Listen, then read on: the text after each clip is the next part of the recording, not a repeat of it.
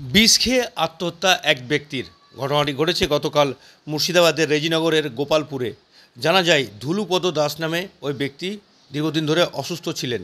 সেই কারণে সুস্থ না হওয়ার কারণে গতকাল নিজের বাড়িতে থাকা সেই বিষ খেয়ে ফেলে ধুলুপদ দাস। তারপরেই অসুস্থ বোধ করলে পরিবারের সদস্যরা তড়িঘড়ি তাকে সেখান থেকে উদ্ধার করে স্থানীয় এক চিকিৎসককে দেখানোর পর মুর্শিদাবাদ মেডিকেল কলেজ হাসপাতালে নিয়ে এলে সেখানে চিকিৎসারত অবস্থায় আজ ভোরে তার মৃত্যু হয়। তার মৃতদেহ আজ সকাল 9:30 নাগাদ ময়নাতদন্তের জন্য পাঠানো হয় বহরমপুর মর্গে। এনার বাড়ি হচ্ছে গোপালপুর। হ্যাঁ, গোপালপুর থানা থানা রেজিনগর। রেজিনগর।